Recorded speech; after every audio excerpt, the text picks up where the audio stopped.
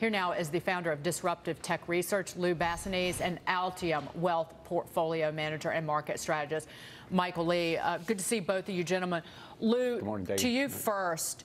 Is this an Apple-specific problem, or does it really hit on, are these broad-based problems for all stocks in this country? Global slowdown in China, trade tensions that are making matters worse in China, and technology stocks, even with Apple, that are still overvalued? I'm going to go with yes and yes. I think it is a big concern for China. It's really the first data point that isn't whitewashed by the Chinese government that points to a real slowdown in China happening. So that's why I think the markets are freaking out about it. But it is also an Apple and a smartphone problem. We've really reached, it's not an innovation problem. We've just reached peak innovation in the smartphone space. We've evolved to the point where every new feature is just an incremental improvement, right? It doesn't really excite people, and that's what's happened here. The newest iPhones haven't excited enough people to go out and buy them, and I think it's showing up first in China. But if you read Tim Cook's letter, he also indicated you're seeing problems domestically with the iPhone. Nothing else in Apple's business is a problem, but upgrading to the latest iPhones is. Mike, how do you see it? I think Lou's absolutely right. I think the life cycle for your average smartphone or iPhone, it's just longer. These phones are fantastic. They keep making them better. At a certain point, they're a victim of their own success. But also, if they want people to be upgrading to these expensive new things year after year, you need something disruptive to come out in the new one. So something that opens with your face versus a swipe of your finger or your passcode or a touch code. Like that really doesn't motivate you to shell out another grand for a phone when your phone already works all right. And let's not forget that Apple got called out for a lot of their upgrades slowing their phones down, as well as the batteries dying early. So they lowered the price of a replacement battery. So if you still have a 6 or an 8, you can have that a lot longer if you don't need the latest. Maybe instead of upgrading every year, you upgrade every 2 years, every 2.5 years. And that elongation, that upgrade cycle is really hammering iPhone sales. It's the #1 product, highest revenue generator. So. But this sounds like it really is an innovation problem. You're both saying that the upgrades are incremental and not exciting. Are they missing that big idea, that kind of Steve Jobs visionary product to get them to the next phase of growth? James, I would say, listen, who else is innovating, right? I mean, is Samsung doing it? What are they missing, I guess, is my question. What's the next big thing? If it's augmented reality, Apple's position there. They're never first to the party, right? They weren't first to MP3 players. They came and dominated with the iPod. They weren't first to wearables. They've now come and dominated with the Apple Watch. Is it mobile payments? They're there with Apple Pay. I think we're in this weird in-between where the consumer hasn't figured out what's the next big device I need to solve a problem.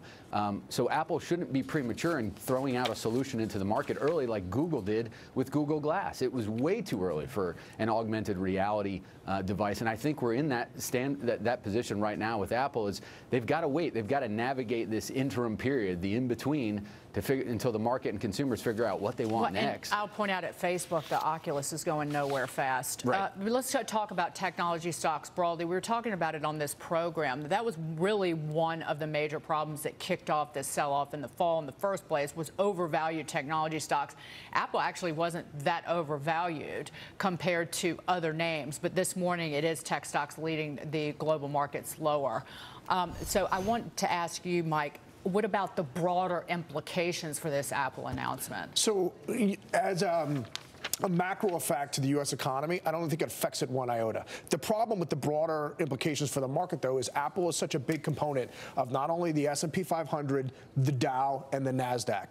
Again, kind of a victim of their own success. So a bad day for Apple is a bad day for all markets. So should we read the Apple as sort of part and parcel of the Fang stocks, and they all move together like they did last year? It seems to me we're sort of winnowing out, this one's doing well, this one's not. Facebook's issues are not the same as Google's, the same as Apple. I mean, is this a year where we're going to really look at these companies as very individual?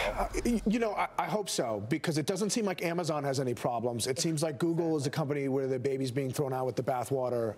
So some of these are really spectacular, high-quality companies, but Apple, you have slowing iPhone sales, which is a problem, and Facebook, there's a litany of other issues, okay, beyond the privacy and that sort of stuff. But also, their advertising model is slowing. Like, so from 40-50% growth, it's 20 to 30% growth. And whenever you have a re-rating, that punishes the stock price.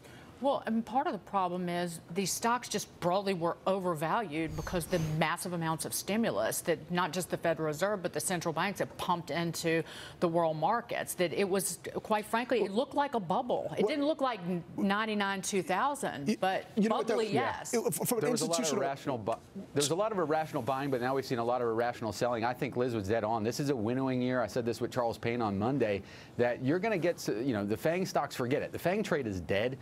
It has been since the middle of last year. You're getting the separating out. Facebook's in the penalty box for all their privacy violations. Netflix is fighting the triple-digit valuation and trying to keep up its growth, which is really hard to sustain when they're having to overpay for content and interest rates are rising. So I do think, along with what Michael was saying, Amazon stands out from the pack, Apple stands out, and those are the two that are going to have to participate for technology to keep leading this market higher. If they don't, I think we struggle. In terms of the Fed pulling back all this monetary stimulus, I want to ask you one thing, Mike, before we go. So the Fed Fund Futures is a big story in the Journal today. As of yesterday, there is a 91% probability that central bank policymakers will finish the year with interest rates where they are right now or even below. So there's a less than 10% chance that the Fed hikes in the new year. Stephanie Pomboy thinks that they stop hiking, stop the reduction in the balance sheet, and maybe even cut rates. Yeah, look, if they do that, look, you will turn the U.S. into Japan. I severely hope they don't do it. This is short-term volatility in stock markets. Okay, I think growth estimates broadly for the S&P 500 and the U.S. economy are too low. We're going to come in at 3% GDP this year. Okay, the average estimate coming into 2018 was 2.5%. Next year, I think it's like 2.2. I think we'll be in the high 2s, maybe low 3s this year too. It's really not the Federal Reserve's job to keep pouring bourbon in that bowl of punch everybody keeps drinking from. You know, it's been 10 years. Bourbon. Yeah, because I'm from the South. Nobody drinks anything but bourbon.